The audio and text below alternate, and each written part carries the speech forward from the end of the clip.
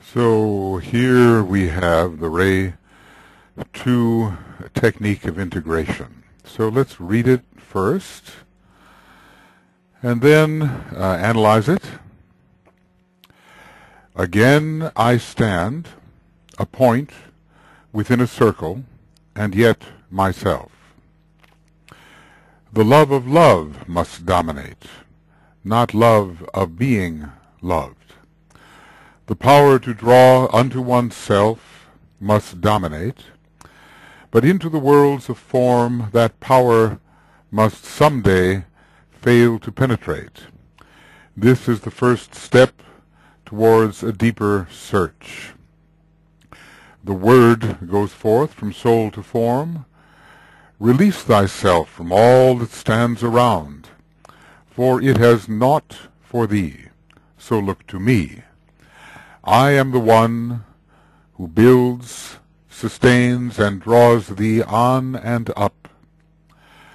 Look unto me with eyes of love, and seek the path which leads from the outer circle to the point. I at the point sustain, I at the point attract. I at the point direct and choose and dominate. I at the point love all, drawing them to the center and moving forward with the traveling points towards that great center where the one point stands. What mean you by that word? We notice that the capitalization of the term word here and the lack of capitalization of it a little earlier on. Let's see if we can find this. Here it is.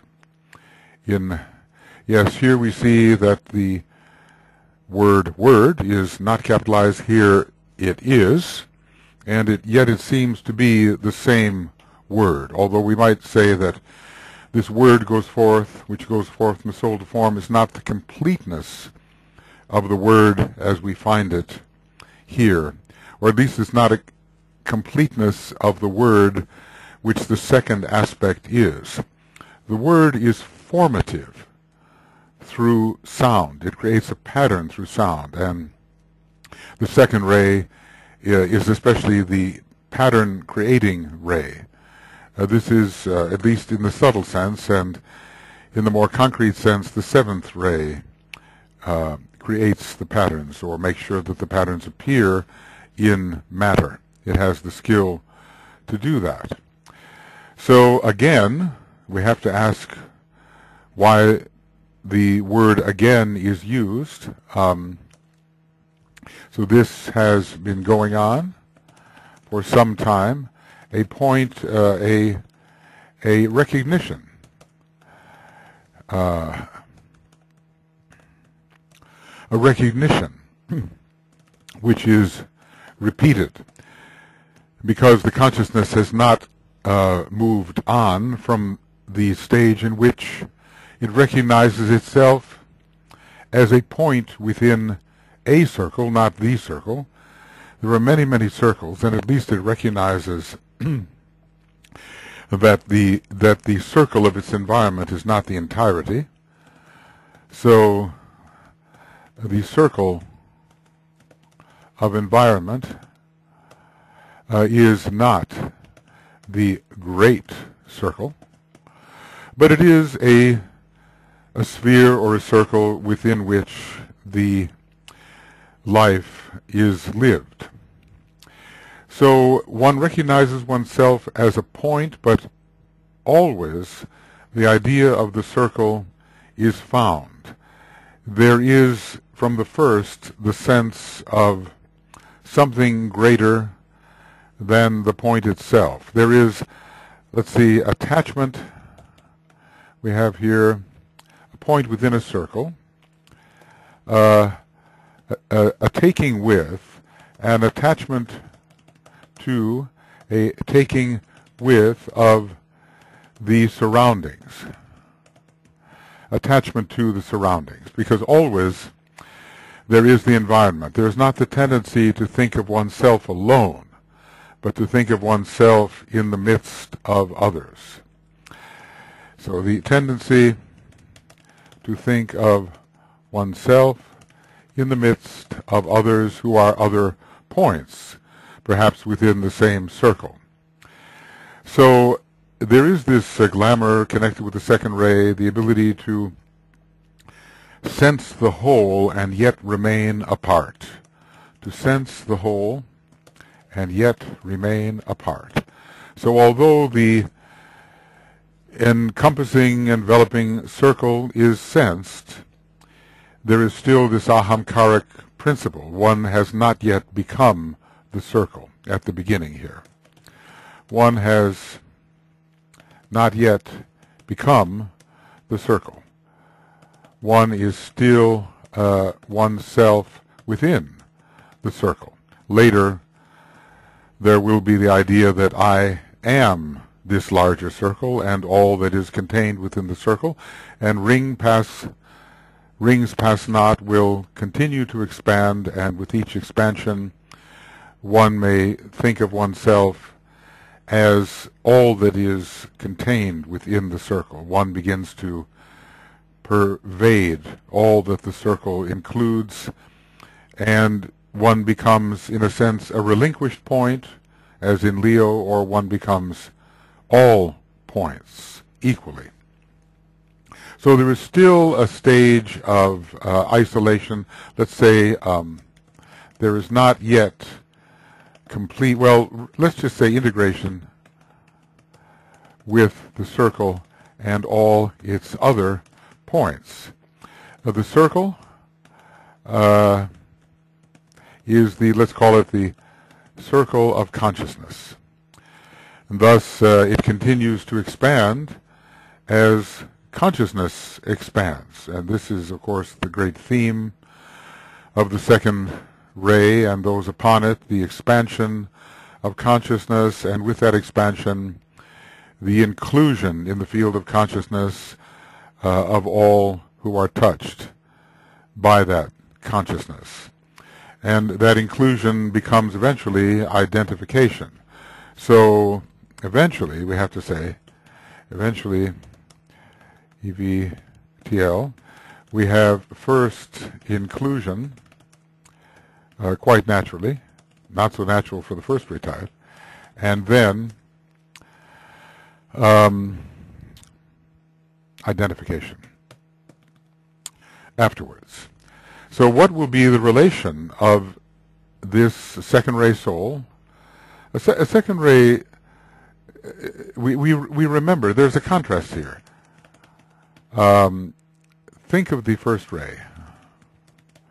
For you, there must be not a circle, but a line. And we might almost say the reverse for the second ray type. The reverse. For you, there must be not a line, but a circle. As a matter of fact, first ray virtues, the line, of course, represents the number 1 geometrically.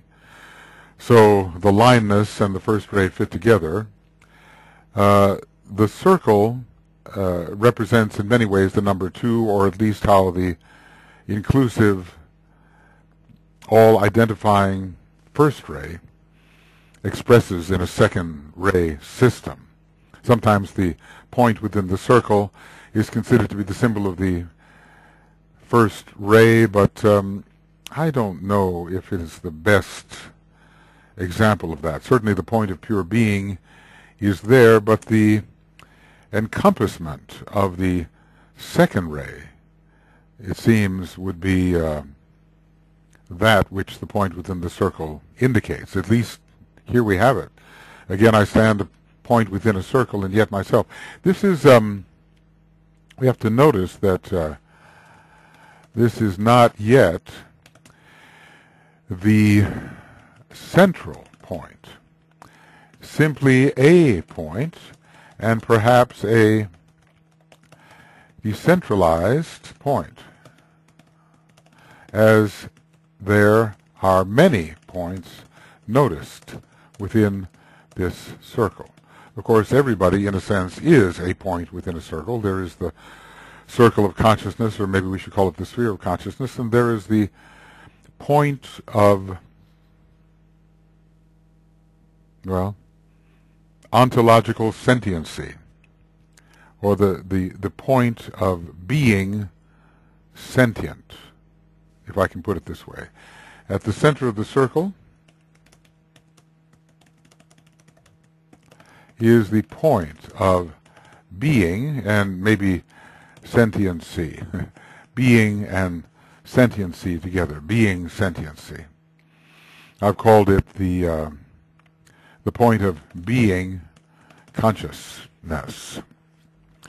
Well, anyway, how do we get out of this situation? Because, again, tells us of a repetitive perception, perceived in more or less the same way during every incarnation.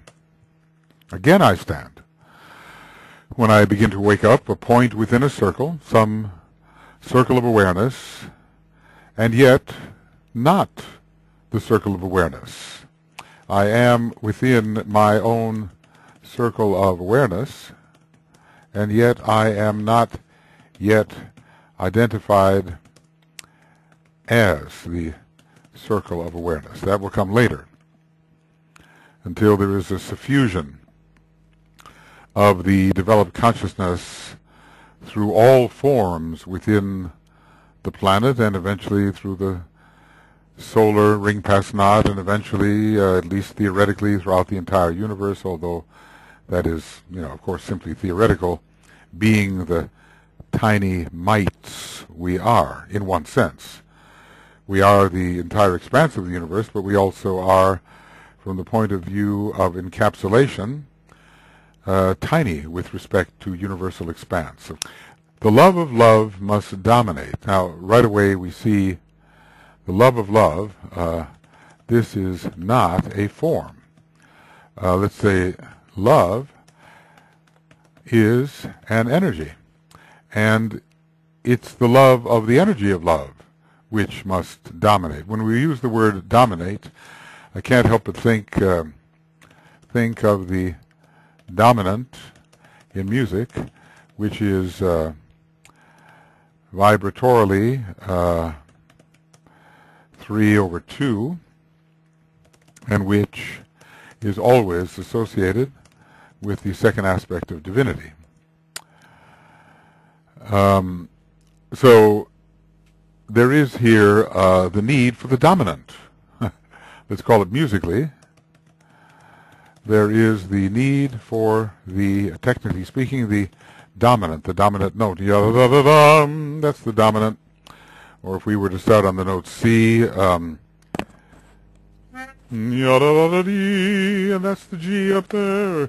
C, D, E, F, G, that's the dominant, and it resolves. So, musically, how about spelling that word correctly? There is the need for the dominant.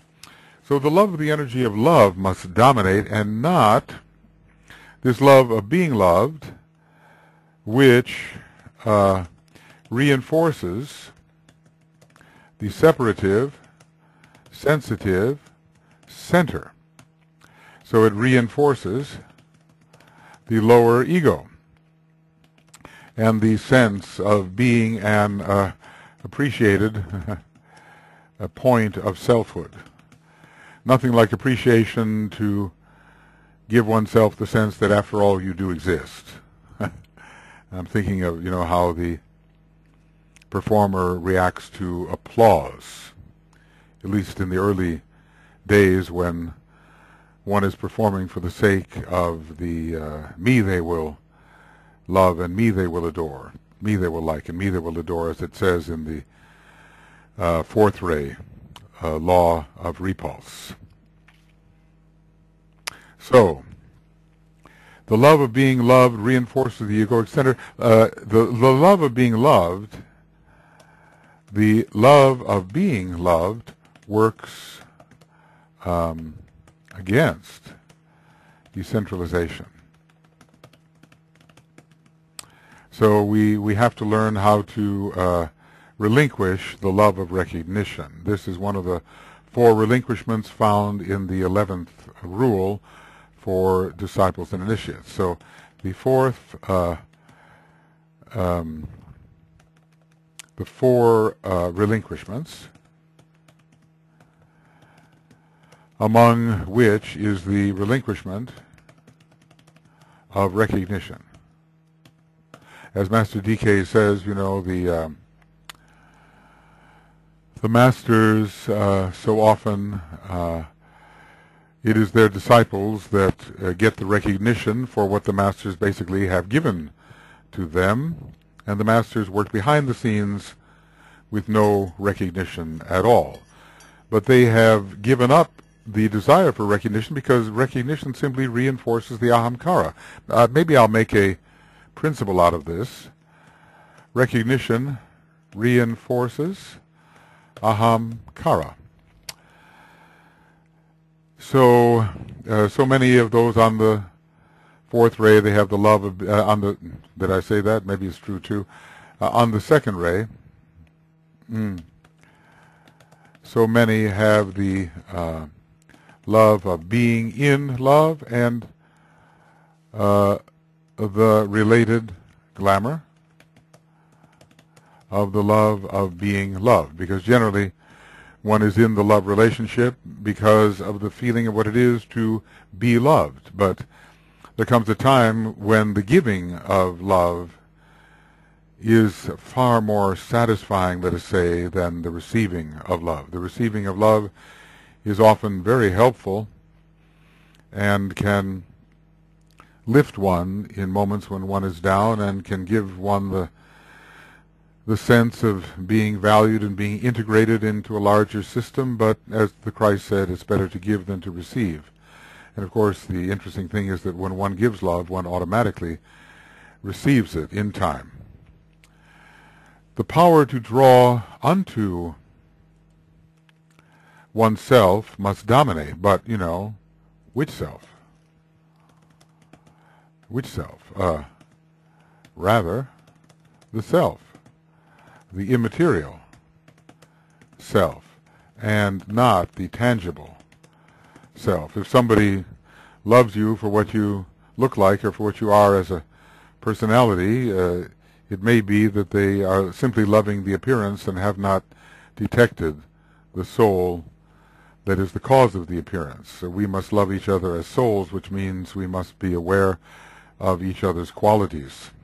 The power to draw unto oneself must dominate one's, I want to call it here, one's true self must dominate, but into the worlds of form, that power must someday fail to penetrate.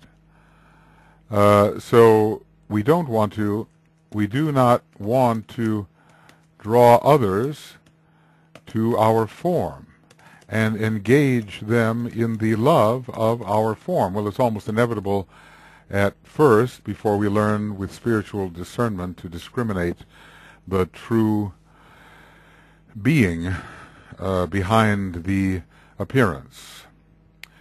So many people try to be, you know, personally magnetic. So this is not personal magnetism, which is a glamour of the second ray, the glamour of personal magnetism.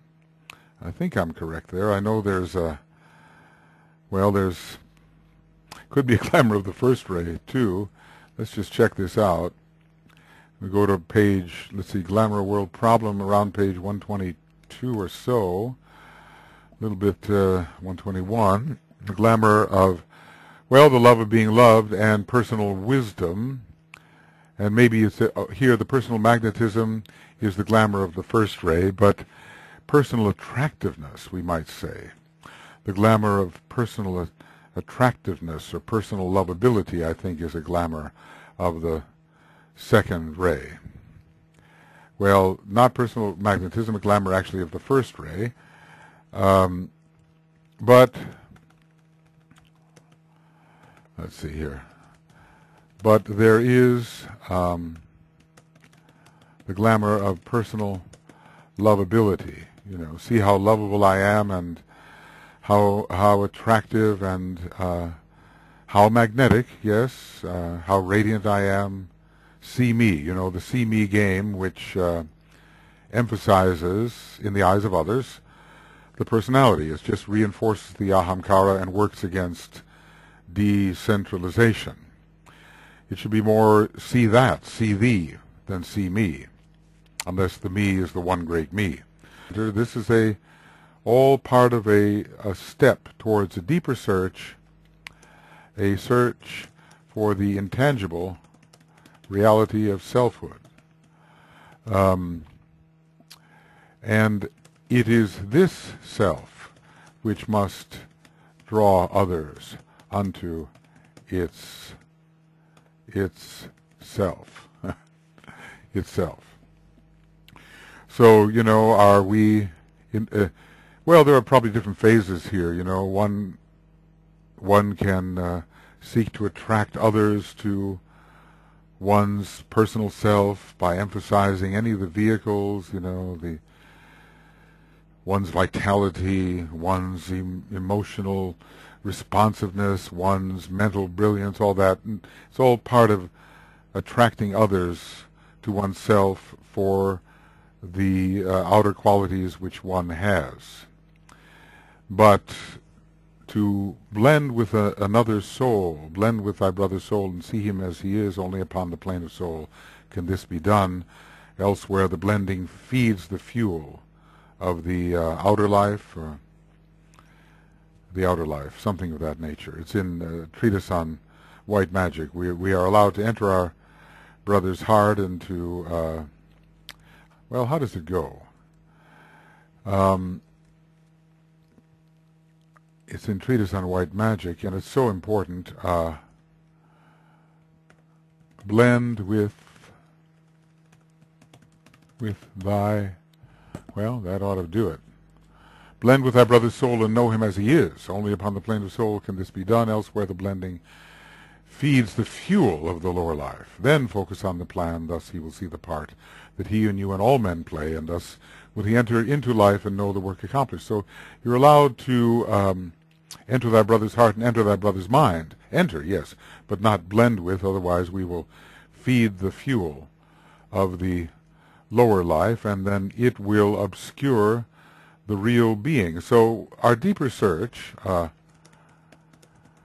is for the core of love, for the real loving soul consciousness within each form. That is what we somehow must find, and when we learn to use magnetism or the energy of love, not to attract to our outer self, but to attract towards our inner self, which is the same as the inner self of others, then we have achieved. So we seek to attract to the inner self, which is the same self as that of our brother, sister, the same self. Because if we attract to our inner self, at the same time we bring the one attracted closer to their own real selfhood, because our selfhood is the same as their selfhood. So this is a requirement from the soul perspective. The requirement, the love of love must dominate, not love of being loved. The power to draw unto oneself must dominate, but into the worlds of form that power must someday fail to penetrate. This is the first step towards a greater search. Then the word, and you know, should it be capitalized? It's since it is, should this be capitalized? Because it is the word of the soul, or the word is an aspect of the word. The word goes forth, as it always does, Because when the word goes forth, integration will take place. When the word goes forth, well, I like to capitalize it, goes forth, then the integration process with the soul is proceeding. And this is interesting, you know, the first ray type has to learn attachment. But in a way, the great pairs of opposites, or at least the major opposing energies of repulsion and attraction, are epitomized in the first and second rays. So the method is different. The method here is release. We're not going to tell the first ray type to release himself, because he already stands in a sort of splendid isolation, impervious to the feelings of those upon whom he has trampled. So he needs to engage in an emotional and sentient manner with his environment. But here, release thyself, let's say this is disengagement from the environment to which the unit is too attached. Release thyself from all that stands around. It's so difficult. I'm remembering the Tibetan speaking to one of his disciples, Roberto Assagioli, FCD, freedom from ties, his first letter, chelaship, and then detachment. So two of them being very similar, freedom from ties and detachment. I suppose one of his tasks was to discriminate between the meaning of freedom from ties and detachment. Release thyself from all your attachments. The Buddha would say the same, from all that stands around. So the whole idea of the circumstance, that is, that which stands around, circumstance. And you know, Assagioli had a very strong second ray soul, maybe a second ray monad, I cannot say, but certainly a second ray astral body, in which both his soul and personality were focused, which is an amazing thing. And his very first requirement was freedom from ties. He was so tied to everyone around him. He was a psychologist. He had many patients. He was trying to help them, and he was attached to them. They were attached to him. And he needed that first ray power of release from those magnetisms which held him in the world of form and allowed other people to hold him there as well. So release thyself from all circumstance, from all that stands around, for it has naught for thee, and we might say, any more. Maybe it used to. But now the time of freedom has arrived. A time for disidentification with all that stands around. So look to me. Well, who's talking? Let's just say the soul is talking. And the soul is the more real self on the higher mental plane. Actually, it's more than that. Who is the real self? The real self is the point of pure being within any vehicle and on any plane. The self is exactly and only what it is.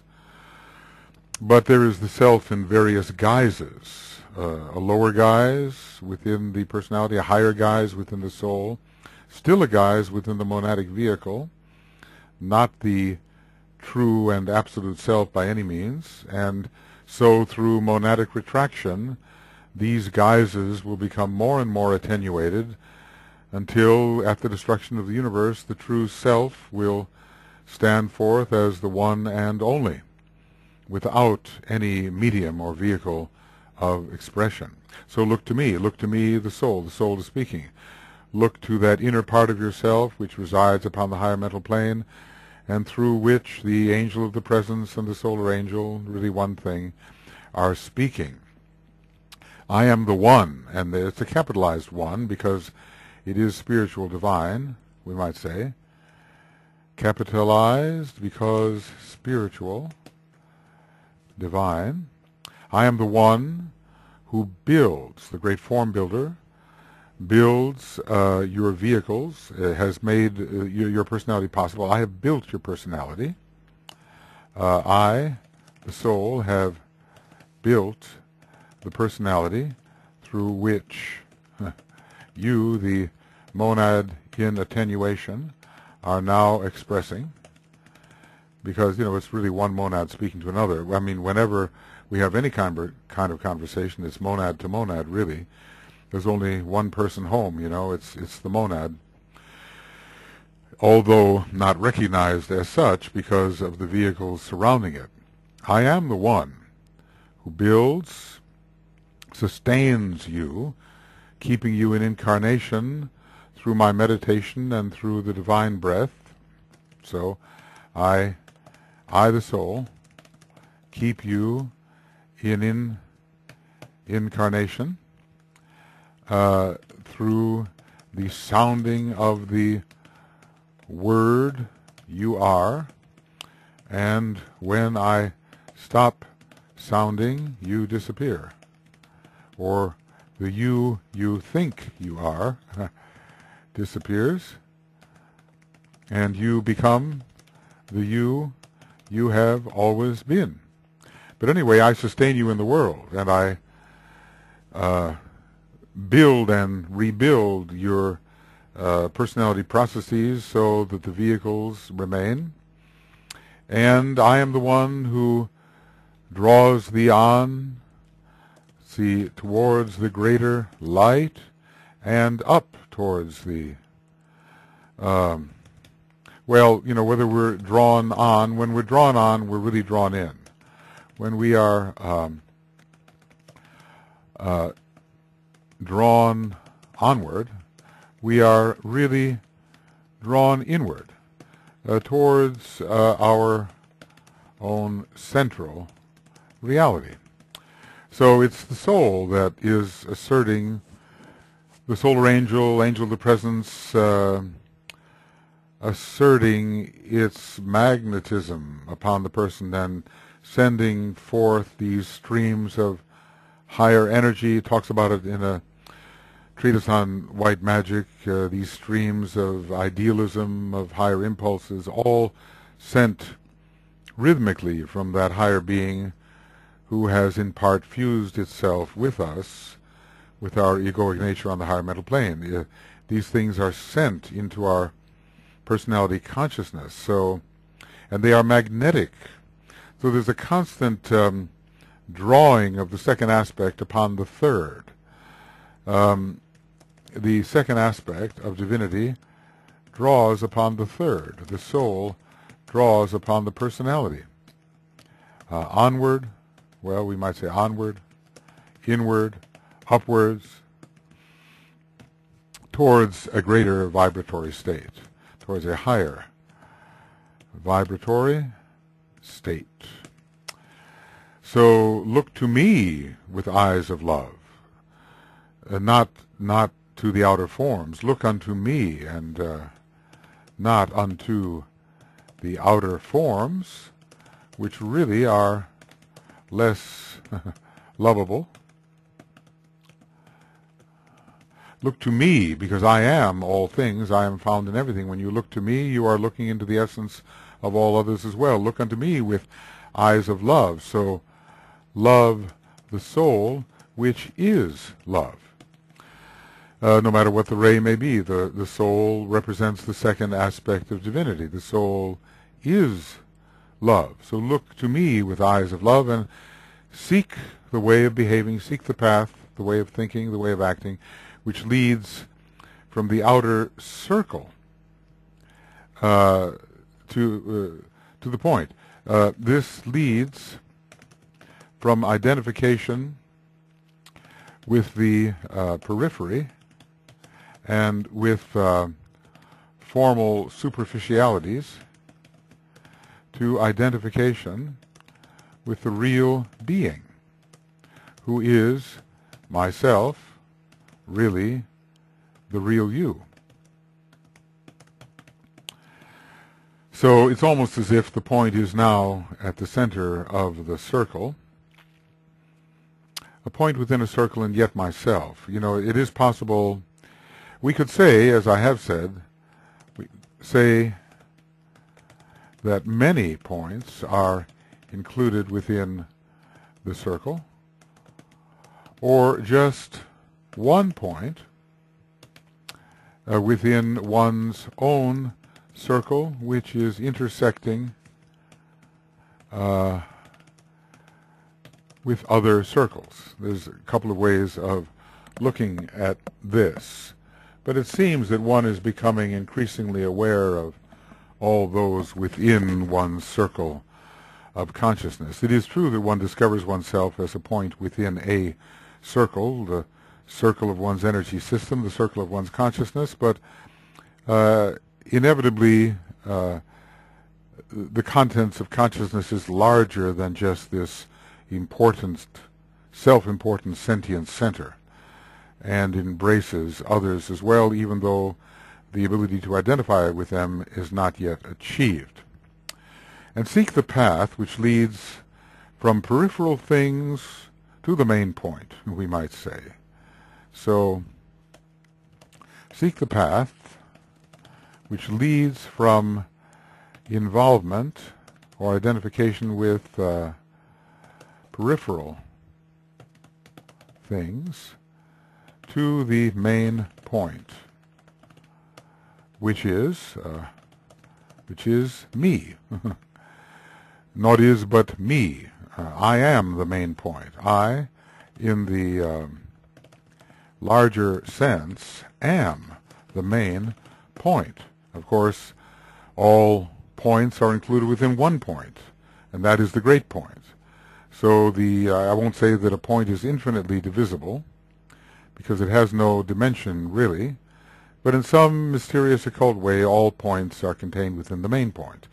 Everyone considers himself the main point, but by going more deeply into what that point is, he discovers that it's just an emanation or a fragment of a still greater point, and on and on and on until we reach the one main point, which is the universal logos, the very point which manifests itself as a universe. So look unto me with eyes of love. Love the soul, love the love within you, love the energy of love within you, and disengage from all peripheral matters, from all forms, and find the essence within those forms. So find the conscious essence within the many forms with which you have identified yourself. So come to the center. You know, pretty soon we're going to see, we will see here the need for centralization.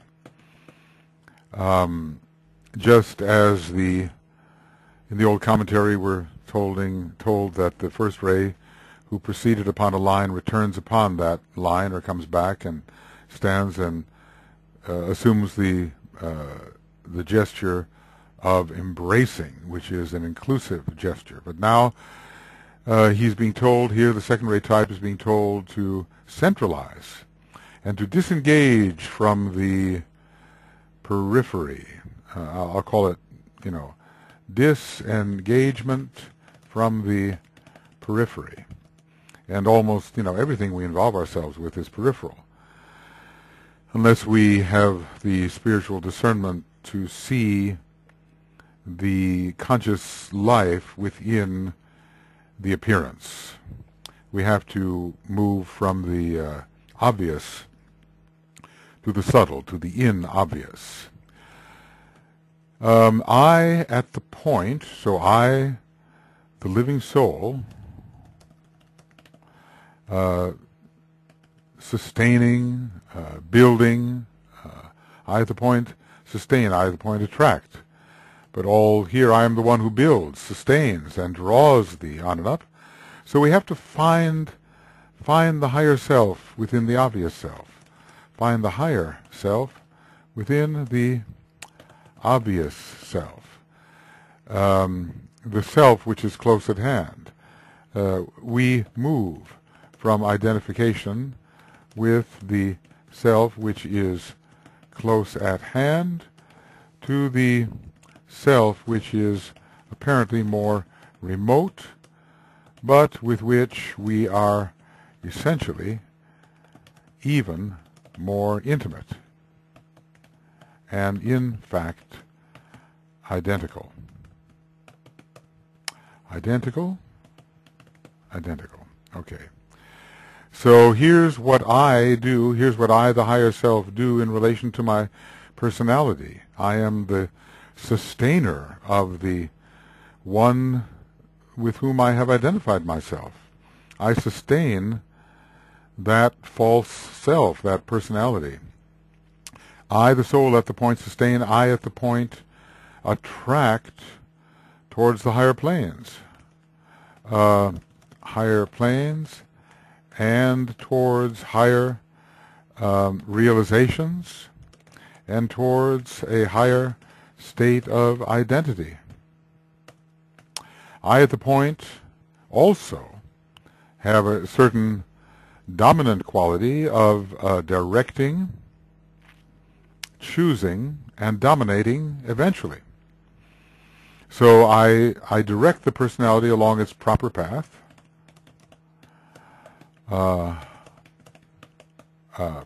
this proper path, which I have conceived for it before incarnation. I ultimately am the dominating force. I'm sounding the dominant and I'm overcoming the third. I sound the dominant in music and overcome the third, whether minor or major. When the major third is sounding, I don't have so much work to overcome the third, because the major third is blending nicely. It's quite a Buddhic note, blending nicely with the soul note. And I choose a certain path. I choose the rays through which you, the personality, will manifest.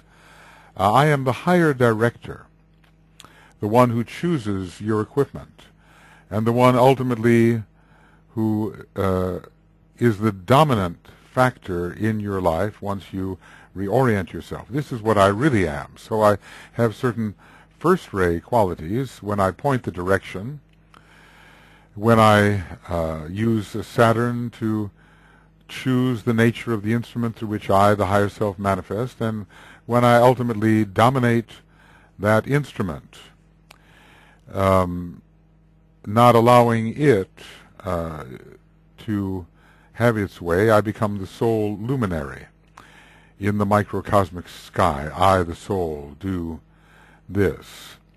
And the lesser luminary, the moon, which is the personality, must shine with the light reflected from me, I, the central point. So I am the point at the center now, and I should be. And the second-ray type has to realize this. The first-ray type has all too much centrality and has to decentralize. The first-ray type, second-ray type has to centralize. So the first-ray type has to decentralize. The second-ray type has to centralize, and that will be used as the word of power. Now this is a still greater destiny for what I really am. I, the soul. I am my higher nature. I, at the point, in my central position, actually love all in their essence, and not only in their form. I don't necessarily reject their form, but I love the essence which is within the form. So I am very inclusive. I love all. I have magnetism, an attraction for the souls of all. I attract the souls of all. because I do not venture into the worlds of form. Well, I can love within the worlds of form, but I do not love the form as if it were a separate thing.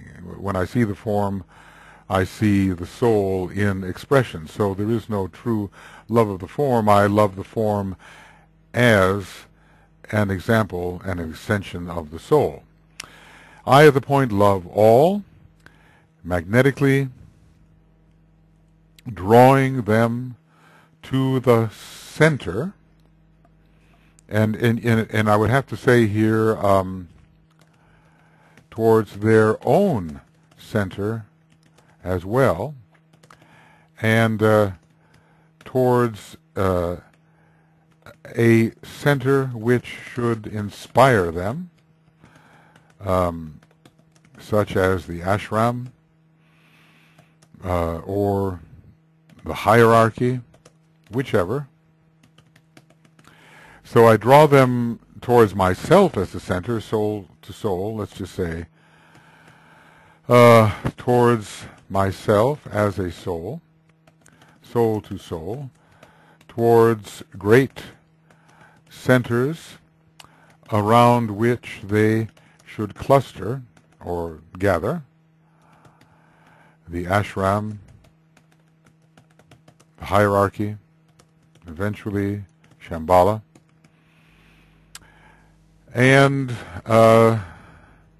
ultimately, well, it all depends what we mean by the great point, but ultimately to the very heart of the universe, ultimately to that center, which is the very heart of the universe. Well, we won't get ahead of ourselves here, but clearly there are higher correspondences to this technique of integration which are operative in the dynamics of still greater beings. In a sense, the solar logos could be doing all these things as well, and logoi beyond him and so forth. I, at the point, really love all. This is the great quality of the Christ, unconditional love. And moving forward with the traveling points of light, now a first-rate type of motion occurs. A first-rate type of motion, which is called progress onwards. Moving forwards with the traveling points of light, because they too, they are like stars, which have their what's called proper motion. And that's something we always seek to measure with a star. In what direction is it moving and how fast is it moving? It seems to move laterally because of our own rotations and, well, revolutions. But really, each star has its own direction. Each star is a point of light moving towards amalgamation with another point of light, and on and on and on until amalgamation is achieved with the one and only point. Moving forward with the traveling points of light, traveling points of light are making spiritual progress. The traveling points of light are making spiritual progress, moving forward with these progressing points of light, who are souls like myself. They are souls like myself. Well, they're really, a being consciousness, or whatever I called it a little earlier, towards that great center where the one point stands. Well, this is relative. As I said, it's the very heart of the universe ultimately, but this could be for our planet, Shambhala itself, where the one point, the planetary logos, stands. So leading towards the one initiator. The one initiator. Come with me. I draw you to myself, but I'm moving too. And you want to move in the right direction, so come with me, and we will move together as a unit. Ashrams are not just, if we're a member of an ashram, that ashram is on the move. We're not just static. It is a moving unit, moving into greater light and greater spiritual power, and the Master is the point at the center, and he has drawn us to the center and towards the center, and we are now traveling points of light along with him, because he is moving towards a still greater light, and on it goes. Every point of light in the cosmos, it might be a galaxy, it might be a family of galaxies as a point of light. They're all on the move towards still greater points of light into which they will be absorbed until finally they are absorbed into the one and only point, the one and only cosmic point. So they're moving forward with the traveling points of light towards that great center where the one point stands. Let's call it, in a planetary sense, let's call it Shambhala, Sanakumara, the planetary logos. And then comes a strange statement. And it is giving us a method to achieve integration. A method for the achievement of integration is given. And it is let's call it the questioning of meaning.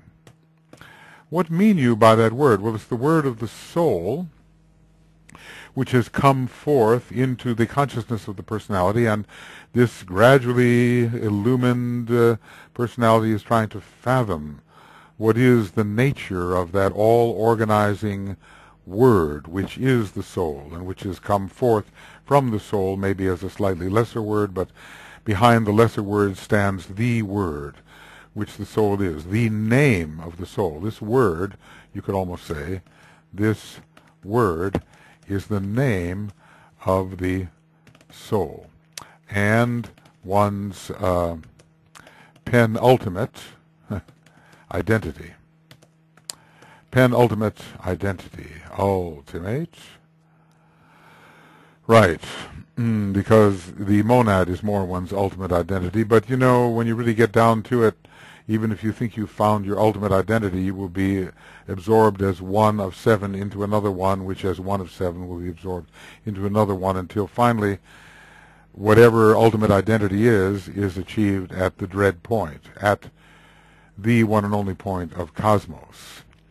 But anyway, this method of questioning meaning is the manner by which the deeper search of the second-rate type proceeds. What does that mean? What does that mean?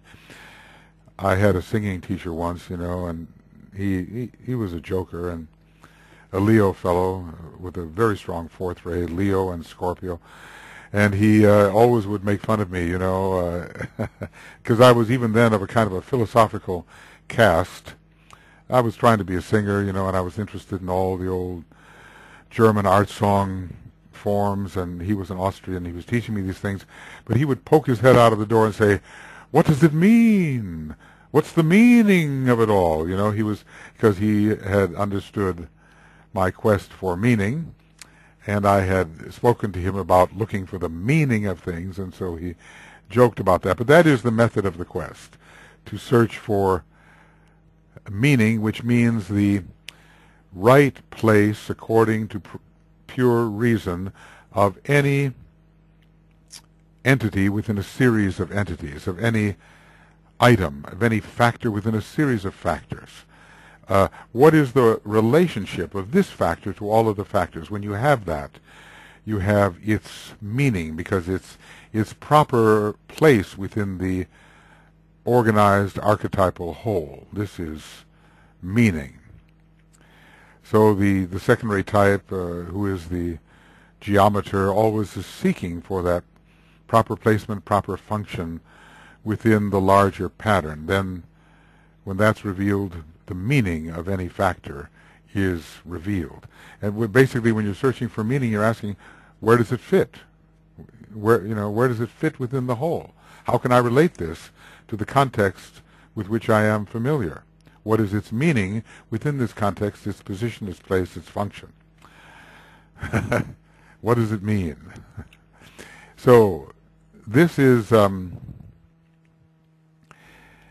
now I think we have analyzed this, maybe not quite satisfactorily, but certainly to some degree, and what I'll do is what I've always been doing. I'm just going to read through this, and then read through it in an uninterrupted way. Just summarizing here, we might say, again I stand after repeated incarnations I stand in the same way. I am a point within a circle, and yet myself. There may be many points within the circle of my consciousness, or I may just be the point within a circle which tries to embrace other circles, intersects with them, expands and includes them.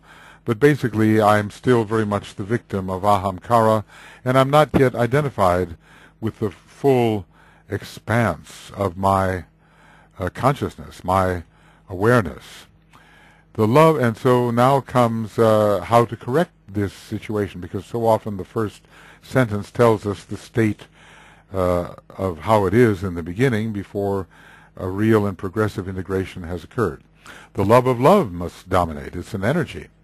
And this must dominate my consciousness, and not the love of being loved, of being appreciated, of having my very important sentient self reinforced, of having my ahamkara reinforced by the energy of love. In other words, my formal prison is reinforced by loving to be loved.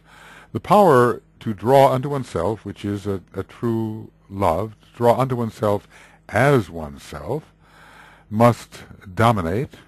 Seeking the dominant in music here. This is the dominant note.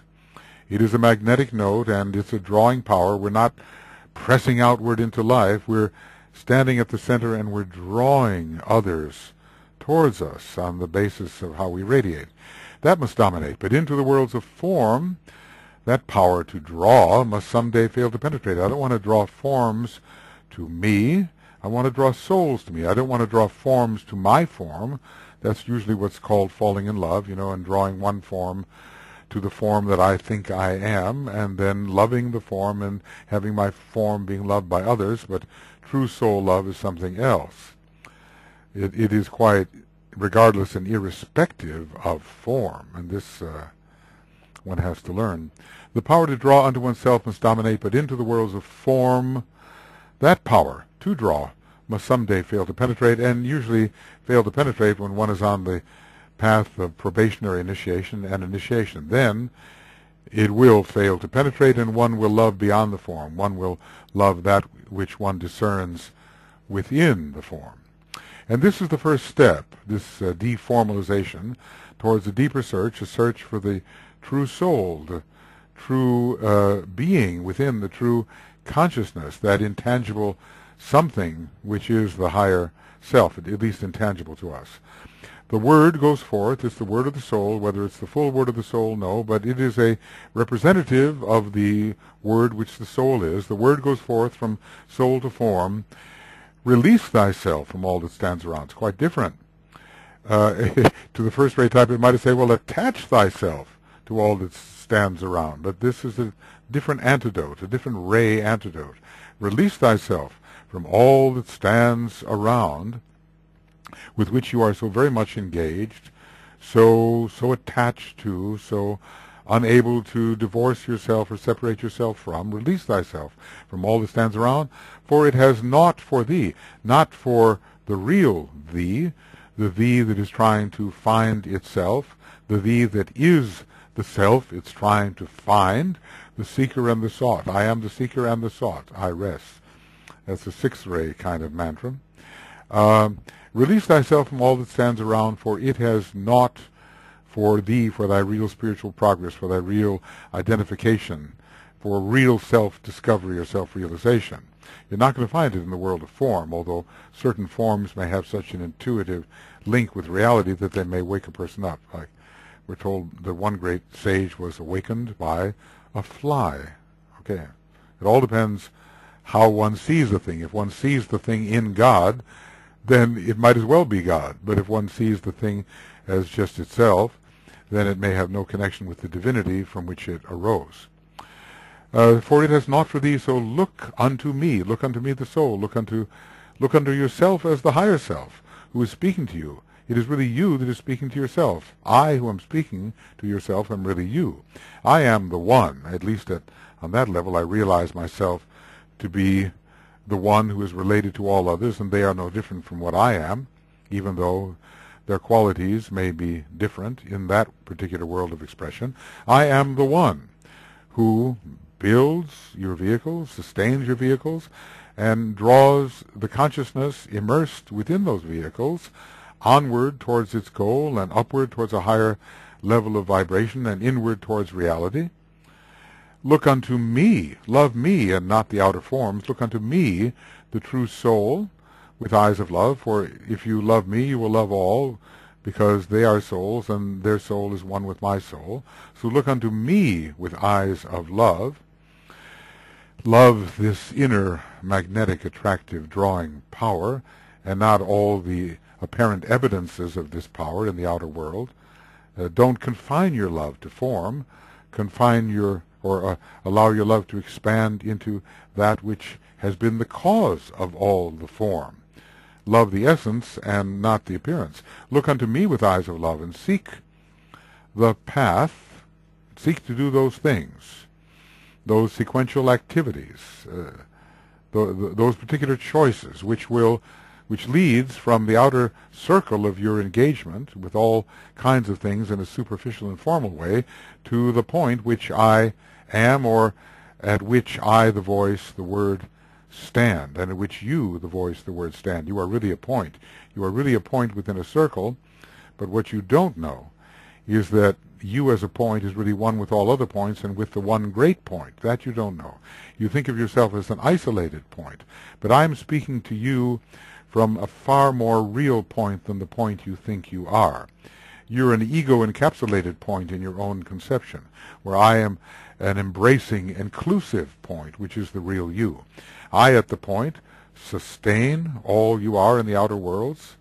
I allow through me, the energy of the monad comes, the life-giving energy. Through me, all quality reaches you. I, at the point, attract your outer self so that its quality is raised, its vibratory level is raised, its quality is purified. I attract you into amalgamation with myself, into union with myself.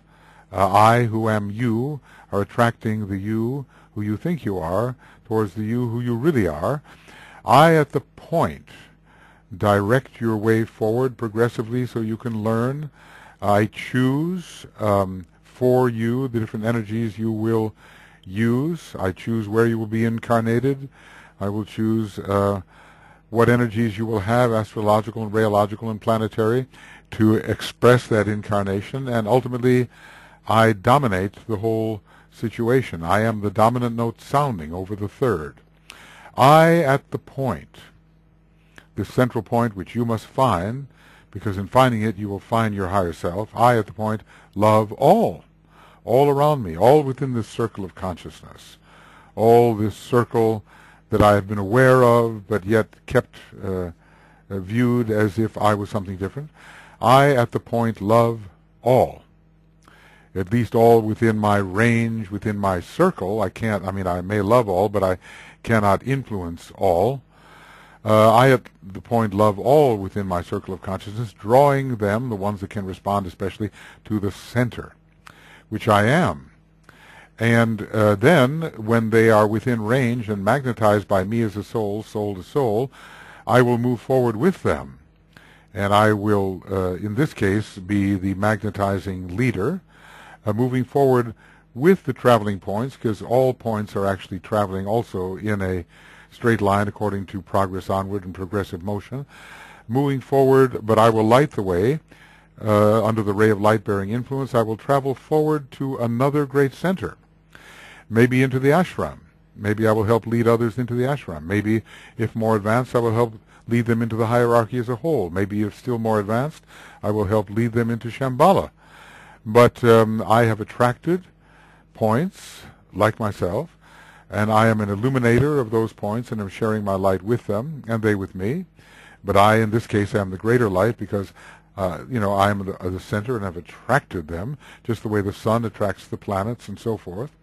And we will move all together towards that great center, in this case, ever onward towards Shambhala and the planetary logos, where the one point, who includes all points within our planetary ring pass-knot, has his stand, his location. Then the method is given. What is this word of the soul? the word as the soul which has come forth to me. I think I will ponder until I understand its true meaning, and then I will be in a position to know myself as that word. The method then is given. It always seemed to me to be kind of a non sequitur, you know.